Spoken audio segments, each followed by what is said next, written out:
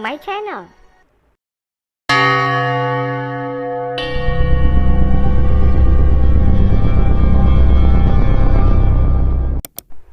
Salam semuanya, hari ini kita akan bertanya kepada Adi Hidayat mengenai tentang Rasulullah kenapa melarang umatnya untuk bertanya. Apa saja itu? 1. Celana cingkrang. Di era sekarang banyak sekali kita jumpai para muslim memakai celana cingkrang sebagai trendy bagi mereka. Itu pun bagi kalangan yang percaya, tetapi yang tidak percaya mereka masih tetap memakai baju seperti biasanya. Kita lihat dalam Bukhari 5341 telah menceritakan kepada kami Said bin Abu Sa'id al-Makburi dari Abu Hurairah radhiyallahu anhu dari Nabi SAW. Beliau bersabda, barang siapa menjulurkan kain sarungnya hingga di bawah mata kaki, maka tempatnya adalah neraka. Seru ya teman-teman ya ceritanya. Lalu pertanyaannya adalah, apa hubungannya dengan celana di atas mata kaki dengan surga ya? Atau apakah soal tampilan luar atau jasmani bisa menentukan orang itu masuk surga dan nerakanya? Wah, mana yang lebih penting? Pakai pakaian laki-laki di bawah mata kaki tapi hatinya baik dan mengasihi sesama manusia, atau memakai sarung atau celana di atas mata kaki tapi hatinya jahat, suka mendendam dan suka tawuran. Nah, menurut kalian semuanya mana yang berharga di mata Allah Mekah? Padahal dalam Islam sendiri percaya bahwa surga itu ada di bawah telapak kaki ibu, seperti halnya ada tertulis dalam hadis riwayat Ahmad. Atau menurut Somad, ia mengatakan ibumu adalah kunci surgamu. Mana yang benar kira-kira? Silakan Anda semuanya berpikir dan menyimpulkan sendiri. 2. Ini sangat penting bagi muslimah, tetapi tidak penting pertanyaan ini untuk laki-laki. Tetapi sebagai muslimah, tentu saya akan mewakili untuk bertanya. Muslim dapat bidadari di surga kelak. Lalu bagaimana dengan muslimah ya Pak Ustadz? Karena nurani kami berpikir, bagaimana cara kami bisa masuk surga? Sementara di dalam hadis sendiri meriwayatkan, Mayoritas di dalam neraka adalah muslimah. dalam At-Tirmizi 2528, Sahih Bukhari 3002 dan selanjutnya, lalu Sahih Muslim 4920 dan juga Musnad Ahmad 1982. Silakan dicatat untuk meng-cross-check referensinya. Nah, pertanyaannya adalah bagaimana jika laki-laki memiliki dosa atau kesalahan? Apakah tinggal minta ampun segala perkara selesai? Atau barangkali kita tebus dengan memakai celana cingkrang, maka kita akan otomatis bisa masuk surga. Lalu bagaimana dengan dosa-dosa wanita? Apakah cukup berjilbab itu bisa menjamin kita bisa masuk surga juga? Mari bertanya kepada Ustadz Adi Hidayat. Kalau yang seperti itu saya nggak mau jawab tuh pertanyaan-pertanyaan begitu. Untuk apa gitu kan? Waduh, kenapa Ustadz nggak mau ngejawabnya? Kalau misalkan kami tidak boleh bertanya kepada Ustadz, masa iya kita bertanya kepada Pak Pendeta? Nanti dikiranya fitnah lagi. Atau disuruh bertanya kepada rumput yang bergoyang, seperti sarannya Ebit GHD ya.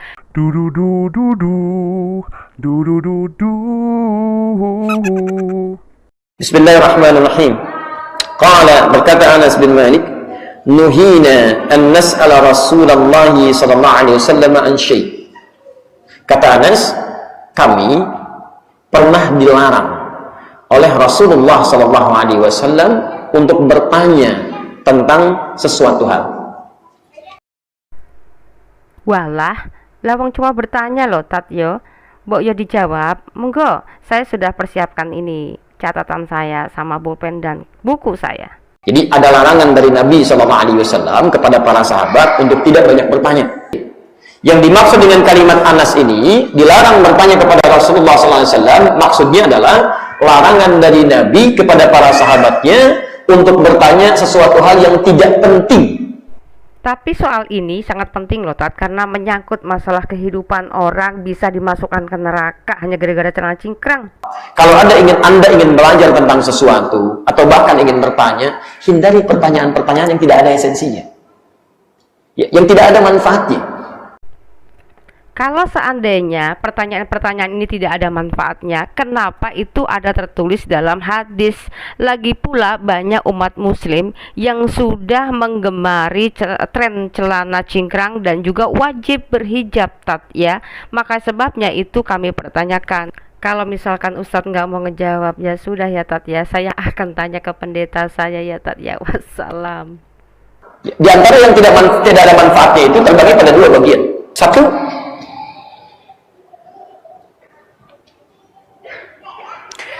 pertanyaan yang tidak ada kaitannya atau hubungannya dengan peningkatan iman plus amal soleh kita. Kalau begitu, kasih tahu dong Tat ya, bagaimana caranya kita bisa mendapatkan amalan-amalan yang bermanfaat. Misalnya Anda ingin mengajukan pertanyaan dan sebagainya, cari pertanyaan-pertanyaan terbaik yang dengan pertanyaan itu ada jawaban yang bisa meningkatkan iman dan memotivasi kita untuk beramal soleh. Baik, kalau begitu ini adalah pertanyaan yang terbaik buat seluruh umat Islam sedunia ya, kepada Ustadz Adi Hidayat. Ritual begini manfaatnya apa, Tat ya? Nih contoh, mencium batu Hajar Aswad dalam Musnad Ahmad 5364, mencium batu aswad menghapus dosa sehabis-habisnya. Pantes Tat ya, banyak orang sampai rela jual tanah, sampai orang miskin pun nabung gitu loh, hanya demi bisa mencium batu Hajar Aswad ini loh Tat. Maka sebenarnya ini manfaatnya apa? Apa betul batu Hajar Aswad ini adalah untuk menebus dosa manusia umat muslim? Kalau yang seperti itu saya nggak mau jawab tuh pertanyaan-pertanyaan begitu. Untuk apa gitu kan?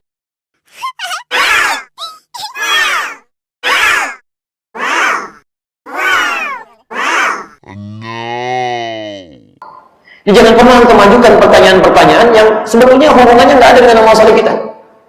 Ini saya sering perhatikan ya, saya cuma di Indonesia lihat yang seperti ini nih. Ya, selama kami di luar nggak pernah kami saksikan begini. Ya, saya amati seringkali ada pertanyaan-pertanyaan yang diajukan.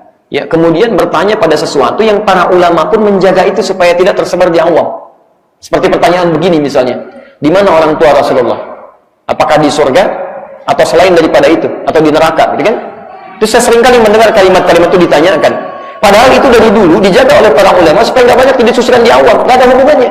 Iya, sebenarnya sih banyak hubungannya soal ini Tat, karena ini mengandung umpan mengandung umpan. Ini adalah pertanyaan yang harusnya memang bisa dijawab. Kenapa kok bisa orang tuanya Rasul itu bisa masuk neraka? Dan ini akan menyangkut mengenai masalah iman Tat. Karena apa? Kalau memang betul Nabi itu adalah Nabi penyempurna dan paling sempurna, tentu Tuhan itu tahu dia buta huruf ya. Kalau orang buta huruf jelas dia nggak ngerti kitab suci. Maka kenapa dia harus bisa banyak mendengarkan orang yang mengerti kitab suci, lalu pertanyakan kepada orang yang mengerti kitab suci, apa betul soalnya tadi saya bertemu dengan roh ini yang ngaku Jibril, dia mengatakan Yesus itu tidak disalib. Lah, tiba-tiba roh itu bilang katanya itu diserupakan. Wajib bertanya kepada orang yang memiliki kitab suci dahulu. Mengatakan begini nasihatnya, 1 Yohanes 4 ayat 1. Saudara-saudaraku yang kekasih, janganlah percaya akan setiap roh, tetapi ujilah roh-roh itu, apakah mereka berasal dari Allah, sebab banyak nabi-nabi palsu yang telah muncul dan pergi ke seluruh dunia. Oleh karena Muhammad itu menceritakan nabinya orang Israel, maka dia harus bertanya kepada sejarah yang sudah terlanjur tercatat dalam kitab sejarah orang Israel, begitu loh Tat. Lagian ngapain ya kalau misalkan Tuhan itu mengutus yang namanya nabi baru lagi, tapi menceritakan kisah-kisah yang sudah pernah ada, tetapi hanya tokohnya dicomot, tetapi kisahnya dirubah. Nah, ini yang menjadi sengketa dalam rumah tangga dunia, begitu ya Tat. Kalau misalkan ya hanya mengubah bahasa atau menyalin bahasa dari bahasa Ibrani dan bahasa Yunani ke dalam bahasa Arab sih nggak masalah. Ini ceritanya semuanya dirubah Tat, masalahnya. Ya, dan antum juga harus berpikir bahwa, ya mohon maaf, Anda punya orang tua. Orang tua Anda mungkin pernah punya masalah misalnya kan? Masalah yang cukup fatal. Kemudian ada orang-orang membicarakan orang tua Anda di hadapan Anda. Dan dibahas itu, penyimpang, orang tuanya begini, orang tua antum begini-begini. Bagaimana perasaan Anda selaku anaknya?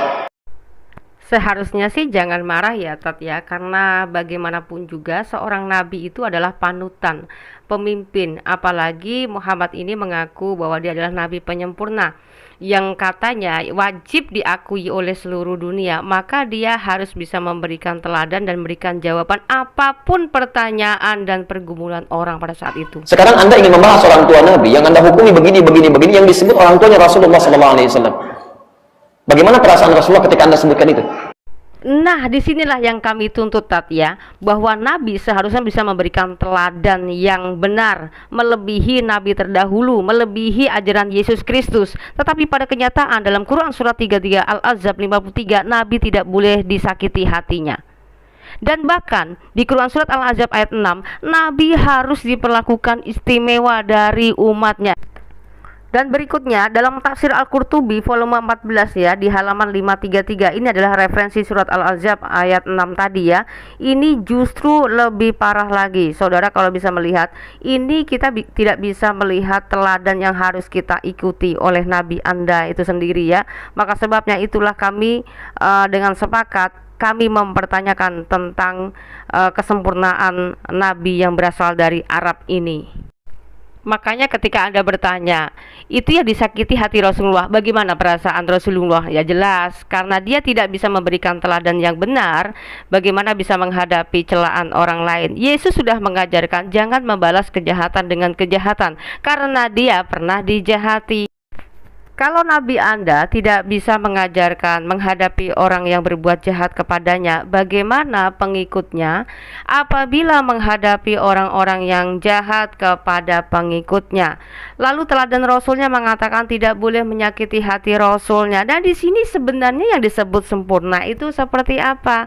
Ayolah guys, logika kita main dong, ya kan? Salam waras lah buat kita semua. Jangan kita tidur terus, jangan gadaikan keselamatan kita hanya demi hal-hal yang memang sebenarnya itu kita yakini dari turun temurun, tetapi kita tidak peduli dengan kebenaran yang sejati. Saudara, kalau saya saja sudah murtad, bagaimana Anda bisa takut menghadapinya? Saudara, keselamatan hanya di dalam Yesus Kristus dan tidak ada kepada jalan yang lain.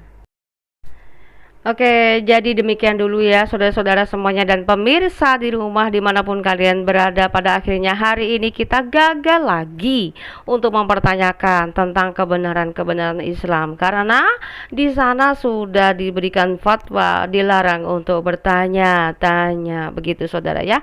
Oke, selanjutnya tunggu video saya yang berikutnya dan stay selalu, jangan lupa yang belum subscribe tetap subscribe, lalu kemudian kalian share, bagikan kepada teman-teman yang belum mengenal channel ini, lalu kemudian jangan lupa like-nya dan komennya. Terima kasih kawan-kawanku semuanya. Tuhan Yesus memberkati.